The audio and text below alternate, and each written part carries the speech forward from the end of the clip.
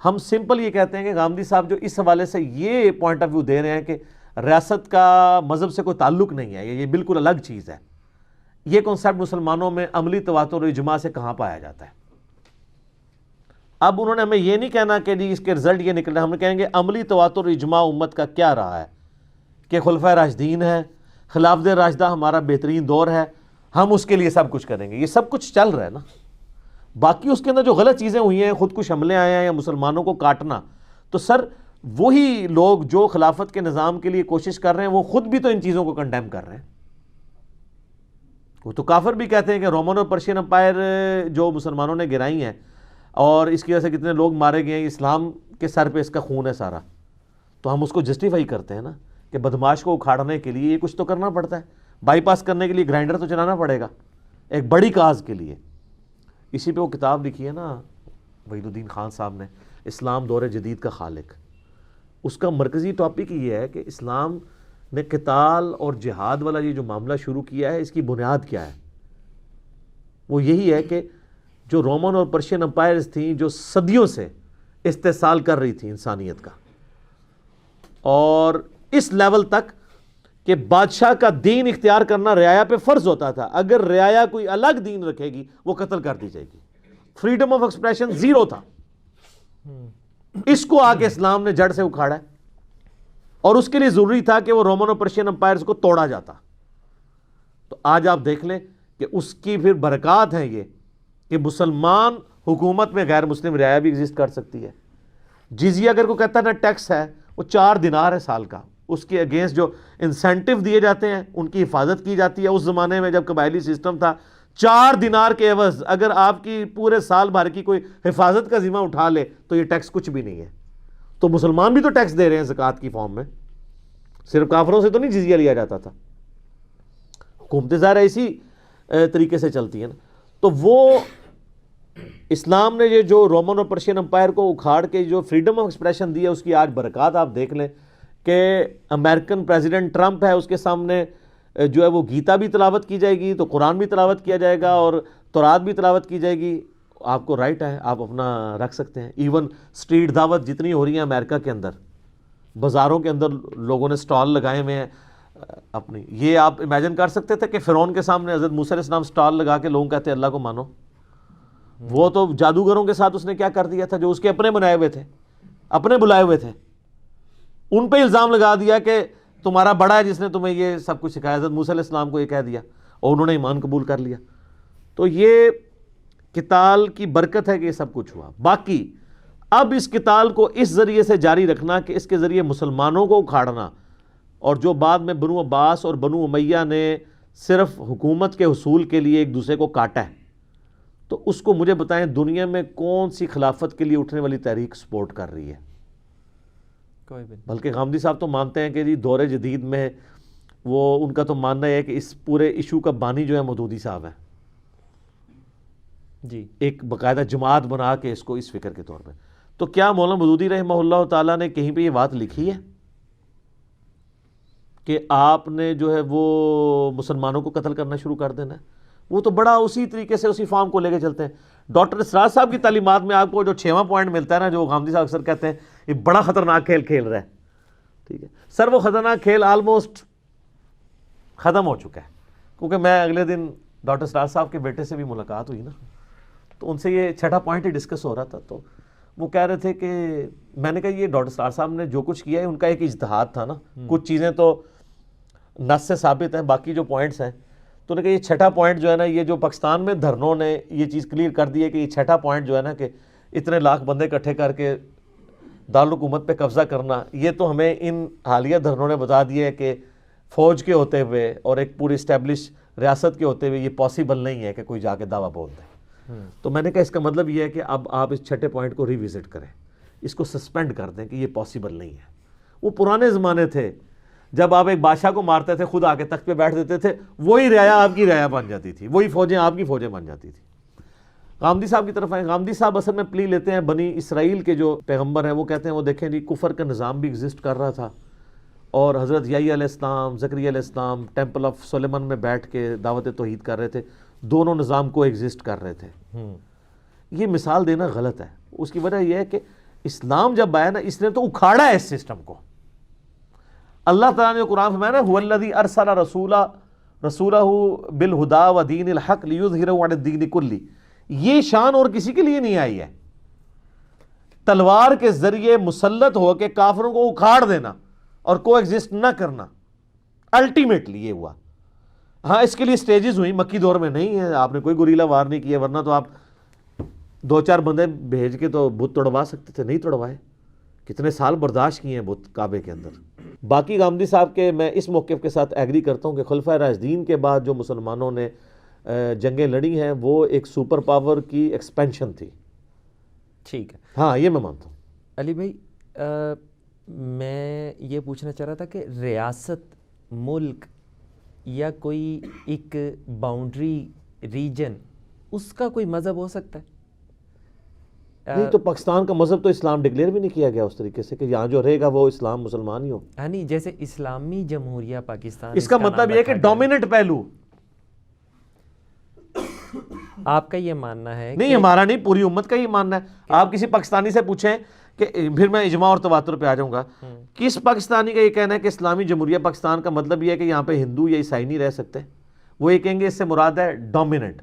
اور یہ تغریب کا قاعدہ عربی کے اندر بھی ہوتا ہے, ڈومیننٹ بات ہوتی ہے. قرآن میں آتا ہے فرشتوں کو حکم ہوا کہ سجدہ کرو, سب نے کیا, ابلیس نے نہیں کیا.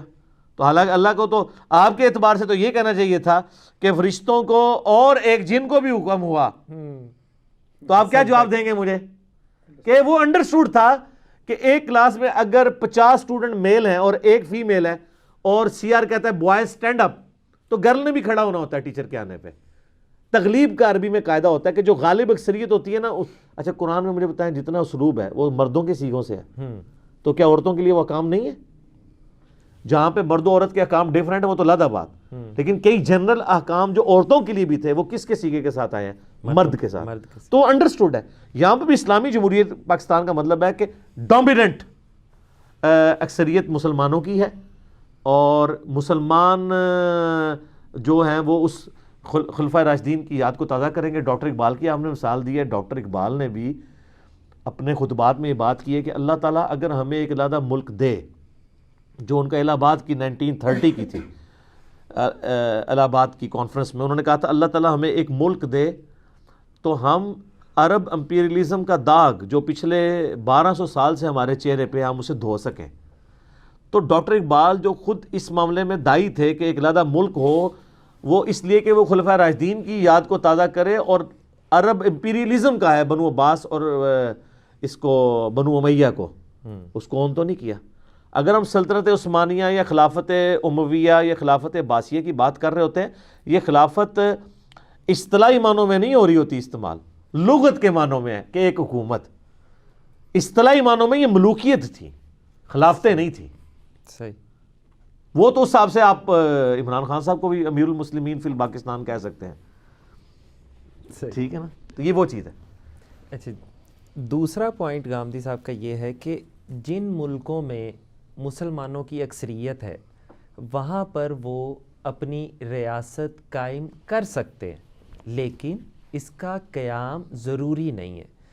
اچھا, اب میرا سوال یہ ہے علی بھائی آپ سے کہ اسلامی ریاست کا قیام بلکہ اس کا پھیلاؤ بھی فرض ہے بقول مولانا مودودی, مولانا اسرار اور مولانا اسحاق صاحب, کہ جیسے ہی مسلمان اپنی پاور میں آئیں گے وہ اپنی ریاست کو بڑھانے کے لیے تگ و دو شروع کریں گے. وہ اگلی جو ان کے ہمسایہ ممالک ہیں ان کو 3 شرائط پیش کریں گے, آپ کو بھی معلوم ہے سورہ توبہ والی, جی, کہ جزیہ یا اسلام لانا یا چھوڑ کے چلے جانا. تو میرا سوال یہ ہے کہ آپ کا نقطہ نظر اس میں کیا ہے کہ اسلامی مملکت قائم ہوتے ہی آپ اس کو فرد کا اسلام کہہ لیں یا اجتماعی اسلام کہہ لیں, اس کا جیسے ہی ظہور ہوتا ہے کیا اس مملکت کا پھیلانا آٹومیٹکلی فرض ہو جاتا ہے یا نہیں ہوتا؟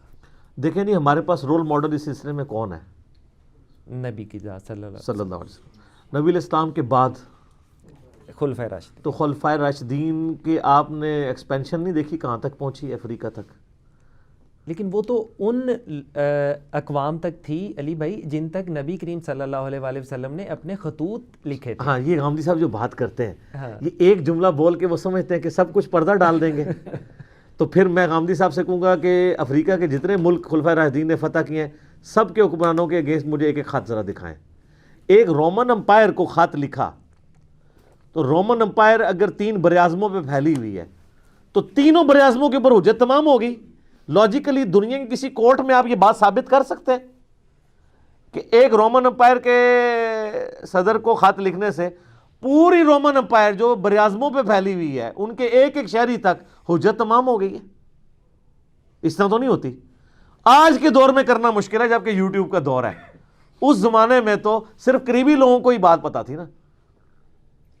یہ تو نہیں تھا کہ ہر فرد تک ایک خبر تو ضرور پہنچی ہوئی ہوگی, لیکن آج تک مسلمان اس معاشرے میں بھی اتنے ایڈوانس دور کے اندر بھی ایک غیر مسلم کو اسلام کی صحیح پکچر نہیں پیش کر پا رہے. اس زمانے میں جب میڈیا بھی نہیں تھا کیسے کریں گے. صدیوں تک آپ کو پتہ ہے رومنز نے مسلمانوں کے خلاف پراپوگنڈا صلیبی جنگوں میں یہی کیا ہے کہ یہ کالے پتھر کو پوجتے ہیں جو کعبہ ہے. یار صدیوں تک مسلمان عیسائیوں کی پبلک کو یہ بات نہیں پہنچا سکے کہ ہم کعبے کو نہیں پوجتے. تو خلفائے راشدین نے کیا پوری رومن امپائر کے ایک ایک بندے تک بات پہنچا دی ہوگی؟ اللاجیکل ہے کہنا جی ان علاقوں تک وہ جنرل آیات ہیں, اہل کتاب ہوں یا مشرک ہوں. تو اہل کتاب اور مشرک کے علاوہ اگر دنیا میں کوئی مخلوق ایگزسٹ کرتی ہے تو ٹھیک ہے وہاں آپ جزیہ نہ لیں, تو وہ تو جنرل ہے. یہ کہنا کہ جی خطوط لکھے تھے وہاں تک, یہ حضرت عمر کے دور میں حضرت عثمان کے. اچھا مجھے بتائیں رشیا کی طرف کون سا خط گیا تھا؟ آذربائیجان. کوئی نہیں. آذربائیجان حضرت عثمان کے دور میں فتح ہوا ہے. خلفائے راشدین اس کا یہ مطلب سمجھتے تھے کہ دنیا میں اسلام غلبے کے لیے آیا, اللہ کی دین نافذ کرنے کے لیے, اللہ کا نظام نافذ کرنے کے لیے. واللہ اگر خلفائے راشدین کا رول ماڈل ہمارے سامنے نہ ہو, ہم غامدی صاحب کی تعبیرات کو بھی مان لیں اور کہہ دیں کہ ہاں یہ باتیں ذرا میٹھی میٹھی اچھی لگتی ہیں, لیکن غامدی صاحب یہ نہیں. اب میں یہاں پوچھتا ہوں کہ غامدی صاحب نے جو کنسیپٹ دیا ہے ریاست والا, یہ امت میں عملی تواتر اور اجماع سے کہاں ٹرانسفر ہوتا ہے؟ آج بھی آپ دنیا کسی مسلمان کو پکڑ کے پوچھ لیں جو مودودی صاحب کو نہ بھی جانتا ہو, اور سے یہ پوچھیں کہ مسلمانوں نے کیا کیا تھا شروع میں, وہ آپ کو بتائے گا تھوڑا بہت جس کو دین کا علم ہوگا. اور سے پوچھیں کہ آج اگر مسلمان اکٹھے ہو جائیں تو ان کو کیا کرنا چاہیے, وہ کہیں گے جی پہلے امریکہ کو اٹھانا چاہیے, پھر فلانے ملک کو اٹھانا چاہیے, دین اللہ کا غالب ہونا چاہیے, اللہ کی دھرتی اللہ کا نظام ہے. یہ وہ چیز ہے جو عملی تواتر سے خلفائے راشدین کے ایٹیچیوڈ کی وجہ سے ٹرانسفر ہوا ہے, بخاری مسلم کی وجہ سے نہیں ہے. آپ کے نزدیک ہے؟ میرے نزدیک میں یہی تعبیر ہے جو خلفائے راشدین نے سمجھی ہے اور پوری امت نے سمجھی ہے کہ اگر آپ 1/2 جو آخری تعبیر کہی گئی تھی آپ کو طاقت حاصل ہو گئی ہے تو آپ مارچ کریں اور دوسرے ممالک کو بھی اپنی حدود میں لے آئیں. ہاں لیکن اس کے لیے شرط یہ ہوگی کہ پہلے مجھے اپنے ملک کے اندر اس انصاف کے نظام کو قائم کرنا ہوگا. صحیح. بنو عباس اور بنو امیہ کو یہ حق حاصل نہیں تھا کہ وہ باہر اس طریقے سے مارچ کرتے. ادھر بھی وہ لوٹ بازاری انہوں نے شروع کی ہوئی تھی اپنے ملکوں کے اندر, آگے جا کے وہ صرف پیسے کی کلیکشن کے لیے معاملات شروع کر دیے. عمر عبدالعزیز کے دور میں دیکھیں نا کئی ایک ایشوز سامنے آئے ہیں کہ جب لوگ تیزی سے مسلمان ہو رہے تھے تو کئی گورنروں نے خط لکھے کہ حضرت اتنے لوگ مسلمان ہو رہے ہیں ساڈا جزیہ توڑ جائے گا. تو حضرت عمر نے ان کو خط لکھا, اللہ دے بندے ہو, نبی علیہ السلام کو اللہ نے ٹیکس کلیکٹر بنا کے تو نہیں بھیجا, تمہیں تو خوش ہونا چاہیے لوگ کلمہ پڑھ رہے ہیں. ان کو یہ فکر لگ گئی کہ یہ کلمہ پڑھ رہے ہیں تو جزیہ نہیں ملے گا, لعنت پہ کھڑتے ہو اللہ دے بندے ہو. ٹھیک ہے, تو یہ جذبہ پیدا ہو جاتا ہے الٹیمیٹلی, لیکن یہ اسی طریقے سے ہے, ہر اچھائی کے ساتھ کچھ, ہر پھول کے ساتھ کانٹے بھی لگے ہوئے ہوتے ہیں. تو لیڈر کا, خلیفہ کا یہی کام ہوتا ہے کہ کانٹوں کو الگ کرنا ہے اور پھولوں سے متعارف. تو حضرت عمر بن عبدالعزیز کو اللہ تعالیٰ نے پھر ان کے ذریعے کام کروایا. اس کے ساتھ ایک یہ ضمنی سوال بھی آتا ہے علی بھائی کہ اگر طالبان اپنے آپ کو ٹھیک سمجھتے تھے, انہوں نے اپنے آپ کو قوم بھی ڈکلیئر کیا اور مذہب کا وہاں پر پرچار بھی کیا اور لاگو بھی کیا, وہ پاکستان پر حملہ کر دیتے اور کہتے کہ جی کہ ہم اسلامی ریاست کے پھیلاؤ کے لیے پاکستان کو بھی اپنے انڈر لینا چاہتے ہیں, تو آپ اس عمل کو کیا کہتے ہیں؟ کیونکہ آپ نے ابھی فرمایا ہے کہ اسلامی ریاست کا پھیلاؤ جو ہے وہ جائز ہے, تو اس صورت میں آپ کی کیا؟ میں نے اسلامی ریاست کا پھیلاؤ مسلمانوں کے خلاف اٹھانے کو جائز نہیں قرار دیا. میں تو بار بار کہہ رہا ہوں کافروں کے کیس میں، اہل کتاب کے کیس میں، مشرکین کے کیس میں صحیح. یہ قطعاً ان کی اجازت نہیں تھی. اور اس کی پریکٹیکل مثال بھی آپ کو میں بتا دوں. دوسری صدی ہجری کے اندر آپ کو پتہ ہے نا عباسیوں نے الٹا تھا ان کو، امویوں کو، جی 127 ہجری کے راؤنڈ اباؤٹ. اس کے بعد 700 سال تک عباسیوں کی حکومت رہی ہے نا. تو اسپین میں کس کی حکومت تھی؟ مسلمان. نہیں خاندان کون سا تھا؟ بنو امیہ. بنو امیہ. کیونکہ یہ جو خلیفہ تھا نا یہ جان بچا کے ادھر چلا گیا تھا. جی 700 سال تک دونوں کو ایگزسٹ کیے ہیں. عباسی اور بنو امیہ. عباسیوں کے لیے اسپین کو ہڑپ کرنا کوئی مسئلہ نہیں تھا. جو اتنی دنیا میں جس کی حکومت ہے اس کے لیے ایک اسپین چھوٹا سا کچھ بھی نہیں تھا ہڑپ کرنا. کو ایگزسٹ انہوں نے کیا کہ ٹھیک ہے بنو امیہ وہاں پہ حکومت کر رہے ہیں، کرتے رہے. 700-800 سال تک پیرلل میں دو مسلمانوں کے حکمران رہے ہیں. لیکن یہ علیحدہ بات ہے کہ وہ جو اسپین کا حاکم تھا وہ اپنے آپ کو ملک یا امیر المومنین نہیں، عام بادشاہ کہلواتا تھا. امیر المومنین یا امیر المسلمین بنو عباس کے خلفاء کہلایا کرتے تھے. لیکن پیرلل میں دونوں نے ایگزسٹ کیا، جس سے یہ بات پتہ چلی کہ اگر دو مسلمان ریاستیں آپس میں سیاسی اختلاف رکھتے ہوں، اور عقیدے کا بھی اختلاف آ گیا تھا کیونکہ ناسبیت بہت زیادہ غالب تھی. بنو عباس میں کم از کم وہ ناسبی نہیں تھے. شیعان علی سے ضرور ان کے جھگڑے تھے، ان کو خطرہ رہتا تھا شیعان علی حکومت پہ نہ آ جائیں، لیکن یہ ضرور تھا کہ وہ یعنی سیدنا علی کے لیے رسپیکٹ رکھتے تھے کیونکہ بنو عباس سے تھے. تو مذہبی اختلافات بھی کسی لیول پہ آ چکے تھے، اس کے باوجود کو ایگزسٹ کیا. لہٰذا طالبان کی اگر حکومت افغانستان میں قائم ہوتی تو میرے نزدیک یہ جائز نہیں تھا کہ وہ پاکستان کو کہتے کہ آپ ہماری بیعت کرو ورنہ آپ کی گردن کاٹ دی جائے گی. یہ اس صورت میں جب خلافت اسٹیبلش ہوئی ہو اور کافروں سے حکومت حاصل کی ہوئی ہے اور اس میں کوئی آ کے مسلمان پنگا کرنا شروع کر دے. یعنی پاکستان گھس جاتا اگر افغانستان کے کسی صوبے کے اندر، ان کو کہتا یہ ہم لیں گے، پھر افغانستان کے اس حاکم کو حق تھا کہ وہ ان کے ساتھ لڑائی کرتا. یا افغانی رشیا چلے جاتے.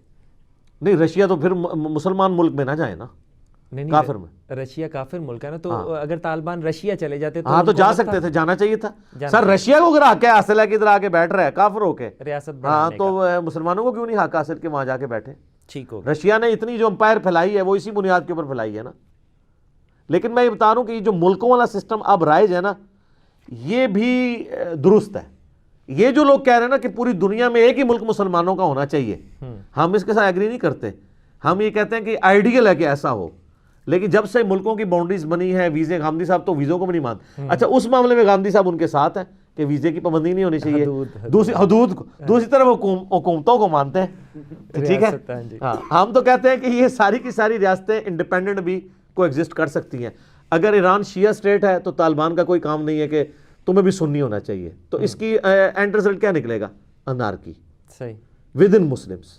ود ان مسلمس تھام رول یہ ہے کہ آپ علمی طریقے سے معاملات کو لے کے چلیں گے. ادر دین مسلمس آپ ان کے اوپر وہ حجت تمام کریں گے. صحیح. اور وہ نبی اسلام کا وہ علیہ کلمت اللہ جسے کہا جاتا ہے وہ آپ لے کے چلیں گے. یہ میں اس لیے کہہ رہا ہوں کہ میں کوئی ایسا عقیدہ نہیں اڈاپٹ کر سکتا جو امت میں شروع سے نہ چل رہا ہو. امت اسی طریقے سے مانتی ہے یہ ان چیزوں کو. خطبات ڈیلس کا جو تیسرا پوائنٹ ہے علی بھائی، اس میں یہی چیز جہاں پہ آپ نے گفتگو ختم کی ہے یہیں سے شروع ہوتا ہے کہ اسلام میں قومیت کی بنیاد اسلام نہیں ہے. مطلب کہ مذہب جو ہے وہ آپ کو ایک قوم کہنے کا حق نہیں دیتا. میں آپ کو اس کی انہوں نے آیت پیش کی ہے انما المؤمنون اخوہ، کہ مسلمان آپس میں بھائی بھائی ہیں. وہ کسی بھی ملک کے شہری ہوں وہ آپس میں ایک دوسرے کی خبر تو رکھ سکتے ہیں کہ کوئی مصیبت میں ہے، کوئی پرابلم میں ہے، کوئی ایشوز ہیں، لیکن وہ ایک قوم جو ہے قومیت کا نہیں ہے بلکہ اخوت کا رشتہ ہے. ٹھیک ہے، میں ایگری کرتا ہوں اس بات کے ساتھ. تو آپ مسلمانوں کی جو قومیت ہے یا جس کو ہم تمام علماء جو ہمارے جمہور علماء ہیں وہ مسلمانوں کو ایک قوم کہتے ہیں. آپ غامدی صاحب کے ساتھ کھڑے ہیں اس میں اس موقف پہ کہ اس کو قوم کا نام نہیں دیا جائے گا بلکہ یہ الگ الگ اپنے اپنے قوم کا نام تو ان لاجیکل ہے. کیسے ہو سکتا ہے جب نبی اسلام فرما رہے ہیں کہ جو مسند احمد میں آخری آپ کا خطبہ ہے کہ حضرت آدم کو اللہ تعالیٰ نے مٹی سے پیدا کیا تھا, تم سب آدم کی اولاد ہو, کسی گورے کو کالے پر, کسی کالے کو گورے پر, کسی اجمی کو عربی پر, کسی عربی کو اجمی پہ, کوئی فوقیت حاصل نہیں مگر تقوی کی بنیاد پہ. جب نبی علیہ السلام عربی اور اجمی الگ الگ قوموں کے طور پہ ذکر کر رہے ہیں اور اس میں بنیاد تقوی کو بتا رہے ہیں, تو قوموں کو, الگ قوموں کو تو نبی علیہ السلام خود ایکسیپٹ کر رہے ہیں, ورنہ تو سارے عربی ہو جاتے ہیں, جی سارے اجمی ہو جاتے ہیں. اسلام کا اخوت کا رشتہ رہے گا, بالکل ٹھیک ہے, باقی قومیں تو ظاہر الگ رہیں گی, اور اس میں کلچر بھی ان کے الگ ہوں گے. میں تو اس کا قائل ہوں. مجھے اکثر لوگ کہتے ہیں جی آپ شادی کی رسومات پہ لیکچر دیں. میں کہتا ہوں کیوں؟ شادی کی رسم میں صرف نکاح کا جو طریقہ ہے کہ حق مہر ہو, گواہوں کی موجودگی میں ہو, ایجاب و قبول ہو, بس یہ اسلام کا ہے.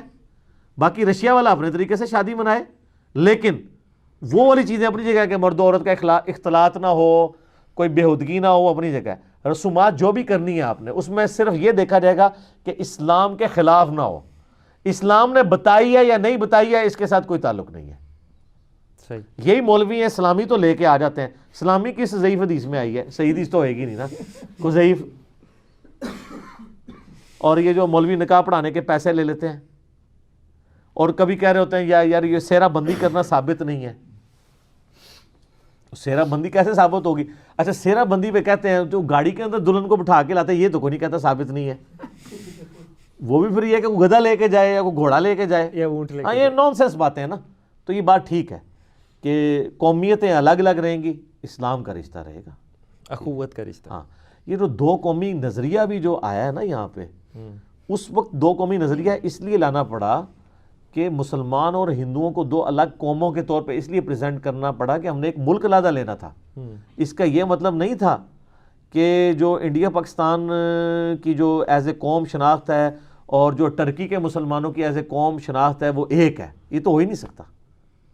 ان کے لباس ایک نہیں ہوں گے, رسومات ایک نہیں ہوں گے, زبان ایک جیسی نہیں ہوگی, آپس میں شادی. اچھا ایک مجھے بتائیں, ایک مسلمان عورت کی دوسری مسلمان مرد سے شادی تو ہو سکتی ہے نا اگر وہ اس کی محرم نہیں ہے تو. لیکن کبھی ایسا ہوتا ہے کہ آدھے پاکستانی آدھی ٹرکش کے ساتھ شادی کر لیں جا کے. کیوں؟ وہ اس کا کف بھی نہیں بنے گا. سنن ابن ماجہ میں حدیث ہے اپنے کف میں شادی کرو. ایون یہاں پہ ایک پنجابی جو ہے وہ پٹھان کے ساتھ شادی نہیں کر سکتا, آتے نہیں ملتی جلتی ہوتی, بعض کا زبان نہیں ملتی جلتی ہوتی. تو آپ پاکستانی قوم کہہ رہے ہیں, میں تو کہہ رہا ہوں پنجابی بھی ایک قوم ہے. میں تو گاندھی صاحب سے ایک سٹیپ آگے ہوں کہ صرف پاکستانی نہیں, پنجابی بھی ایک قوم ہے, پٹھان بھی ایک قوم ہے, پشتون. اسی طریقے سے سندھی بھی ایک قوم ہے, بلوچی بھی ایک قوم ہے, ان کی ایک اپنی عادتیں ہیں, رسومات ہیں. ٹھیک ہے. یہاں استاد غامدی صاحب نہ میرے ساتھ ایگری کریں کہ وہ کہیں نہیں پورے ملک کو لے کے چلنا ہے. تو کل کو یہ ملک کے اگر انڈیا کے 28 صوبے ہوتے تو پھر آپ کیا کرتے؟ ابھی بھی تو یہ اس طریقے سے اکٹھے نہیں ہو پا رہے. تو یہ قومیں تو الگ الگ ہے, کئی قوم اور قبائل. قرآن میں بھی تو آیا ہم نے قبیلوں میں اور قوموں میں تمہیں ڈیوائڈ کیا تاکہ تمہاری پہچان ہو.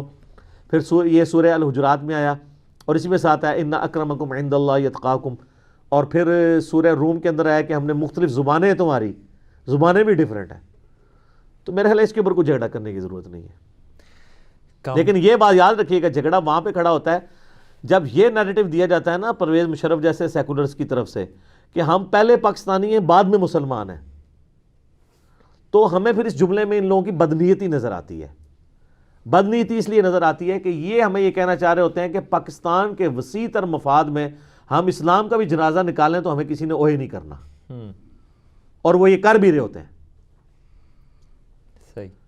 غامدی صاحب جب کہتے ہیں نا ہم پہلے پاکستانی ہیں بعد میں مسلمان, ہندو یا سکھ یا عیسائی ہیں, تو غامدی صاحب کی ہم اس بات کو مان لیں گے, اس لیے کہ غامدی صاحب اس کے بعد رزلٹ یہ نہیں نکالیں گے کہ جہاں پہ قرآن و سنت کا کنفلکٹ آ گیا پاکستان کے مفاد کے ساتھ تو غامدی صاحب کہیں گے جی قرآن و سنت کو ہی آپ داؤ پہ لگا دو. لیکن مشرف یہی جملہ بولے گا نا, اس کو نہیں مانیں گے. اس کو آپ ایک مثال سے سمجھیں. میں نے ایک لیکچر میں کہہ دی, ایک میرا یوٹیوب پہ کلپ ہے اللہ ہمیں نظر کیوں نہیں آتا. اس میں نے جملہ بولا کہ مجھے تو ہر چیز میں اللہ نظر آتا ہے. میں پھولوں کو دیکھتا ہوں مجھے اللہ نظر آتا ہے. اچھا, اور میں جب کھانا کھاتا ہوں, تربوز کاٹتا ہوں تو اس کی میں شیپ کو دیکھتا ہوں, اس کے ٹیسٹ کو دیکھتا ہوں, اس کی باہر کی کھال کو دیکھتا ہوں, تو مجھے تو اللہ نظر آتا ہے. تو وہ جب میں بات کر رہا ہوں تو مجھے علی نقوی صاحب کہتے ہیں کہ اوہ یہ تو وحدت الوجود کا عقیدہ ہو جائے گا. میں نے کہا نا, یہ بات جب اشفاق صاحب کر رہے ہو نا تو وحدت الوجود ہوگا, جب انجینئر محمد علی مرزا جب یہ بات کر رہا ہوگا تو لوگوں کو پتا ہوگا اس کے تو وحدت الوجود کے خلاف لیکچر ہیں. یہ اصطلاح مانا لے رہا ہے کہ خدا کی قدرتیں نظر آ رہی ہیں مجھے.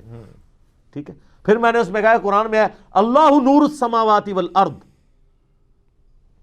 تو آپ اسے وحدت الوجود ثابت کریں گے تو اس کی تشریح کیا کی جائے گی؟ اللہ نور السماوات والارض, اللہ زمین و آسمان کا نور ہے. تو ہم کہتے ہیں زمین و آسمان اللہ کی وجہ سے قائم ہے.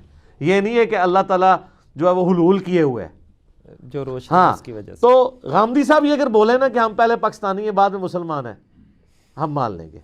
لیکن یہ کوئی سیکولر بولے گا نا کہ ہم پہلے پاکستانی ہیں بعد مسلمان ہیں, وہ بدنیت ہوگا, وہ اسلام کو تختہ مشق بنانا چاہ رہا ہوگا. ایک ہی جملہ جب دو مختلف لوگ بولتے ہیں نا, وہ ڈیپینڈ کر رہا ہوتا ہے کہ وہ بولنے والا کون ہے. صحیح.